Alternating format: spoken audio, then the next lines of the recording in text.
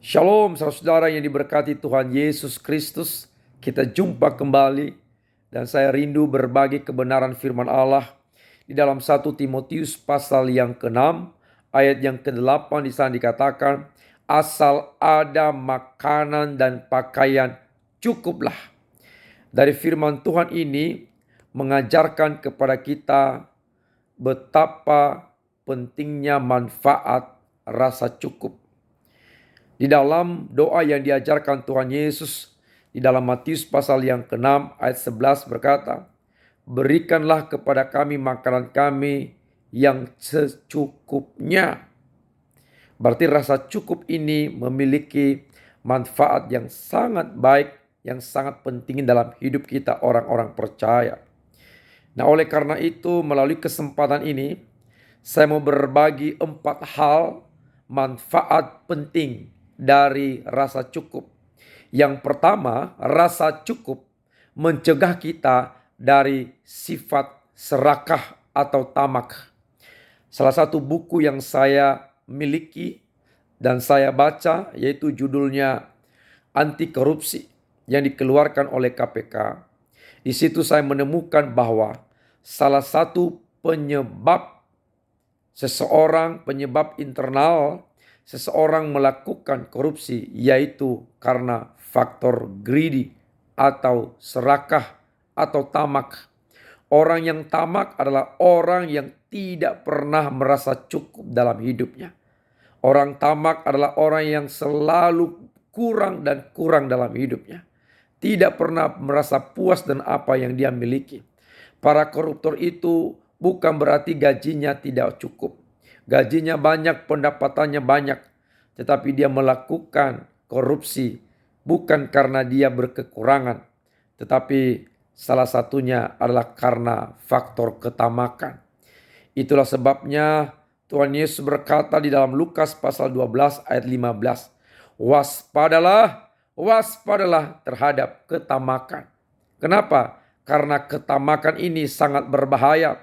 Ketamakan ini membawa kita ke dalam jurang dosa, ke dalam berbagai praktik kejahatan.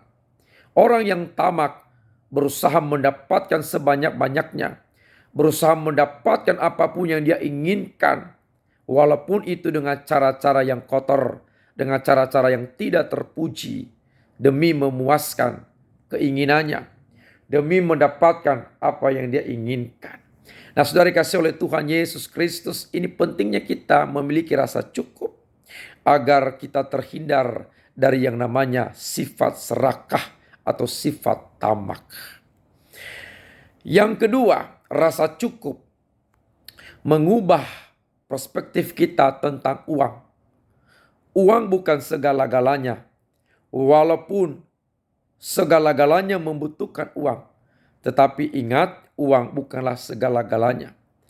Ada kebutuhan-kebutuhan yang sangat mendasar yang tak bisa dibeli, digantikan, ditukar dengan uang. Kebahagiaan yang sejati, ketenangan yang sejati, ketentraman yang sejati, kedamaian yang sejati, keselamatan yang sejati tidak bisa dibeli, ditukar, dan digantikan oleh uang. Nah, saudara kasih oleh Tuhan Yesus Kristus, kalau kita punya perspektif yang benar tentang uang, maka janganlah jadikan uang segala-galanya dalam hidup kita. Sebab apabila kita menjadikan uang segala-galanya dalam hidup kita, maka segala-galanya cara kita bisa pakai, kita bisa halalkan untuk mendapatkannya. Perspektif yang benar tentang uang adalah uang bukan tujuan hidup kita. Uang hanya alat untuk mencapai tujuan. Sebab kalau kita menjadikan uang tujuan dalam hidup kita, maka dengar baik, uang menjadi tuan atas kita. Kita menjadi hamba bagi uang, dan uang menjadi penguasa mengendalikan hidup kita, yang mengatur hidup kita, sehingga kita bisa melakukan segala cara, kita bisa menghalalkan segala cara untuk mendapatkannya. Makanya di dalam firman Allah 1 Timotius pasal yang ke-6 ayat 10 berkata, akar dari segala kejahatan adalah cinta uang.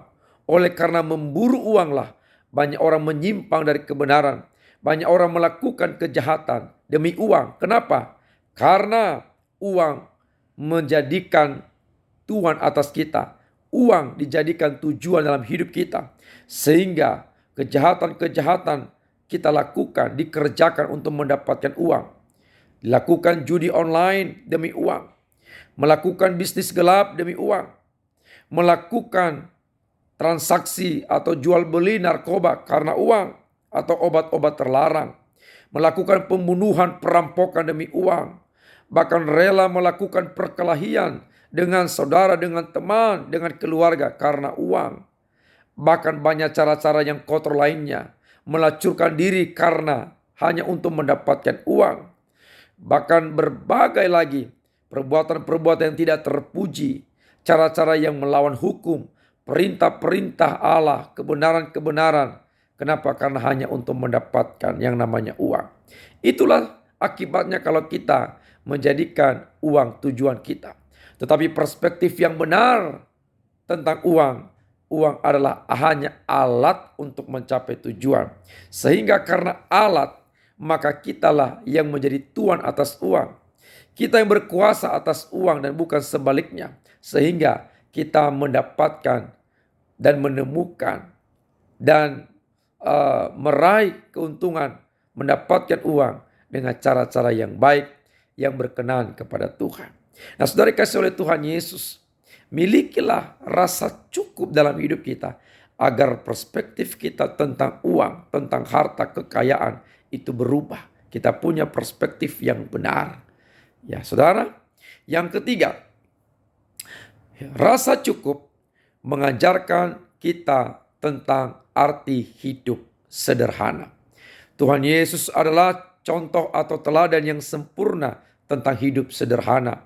Ia lahir dari keluarga yang sederhana atau keluarga miskin. Ayah ibunya adalah keluarga tukang kayu. Profesinya sebagai tukang kayu.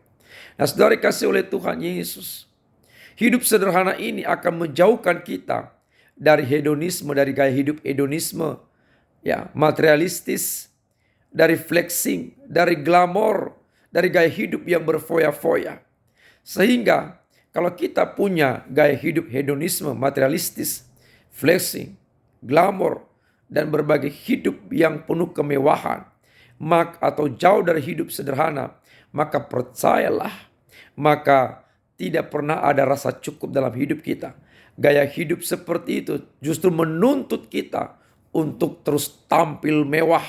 Sehingga bisa saja karena kita tidak mampu mengimbangi pendapatan kita, tidak mampu mengimbangi gaya hidup kita, maka kita bisa terjatuh di dalam perbuatan-perbuatan yang berdosa hanya untuk mencukupkan, hanya untuk memenuhi gaya hidup kita yang jauh dari rasa sederhana, dari rasa cukup. Itulah sebabnya firman Allah berkata, asal ada makanan dan pakaian. Ini bicara tentang kesederhanaan. Cukuplah itu. Jadi tidak perlu mengejar hal-hal yang melebihi kekuatan dan kemampuan kita, agar kita tidak jatuh dalam dosa.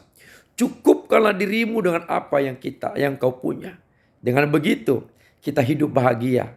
Ya, kita hidup bahagia. Sederhana itu membuat kita hidup bahagia dan tidak menuntut kita untuk lebih atau untuk bersaing dengan orang lain. Yang terakhir, rasa cukup membangkitkan rasa syukur dalam hidup kita. Saudara dikasih oleh Tuhan Yesus, orang yang punya rasa cukup selalu bersyukur. Berapapun gajinya dia bersyukur. Berapapun pendapatannya bersyukur. Apapun yang ada padanya dia bersyukur. Apapun berkat-berkat Tuhan, seberapapun berkat-berkat Tuhan yang ada padanya yang ia dapatkan, dia bersyukur. Makanya dalam Ibrani pasal yang ke-13 ayat 5 berkata, janganlah menjadi hamba uang, tetapi cukupkanlah dirimu dengan apa yang ada padamu.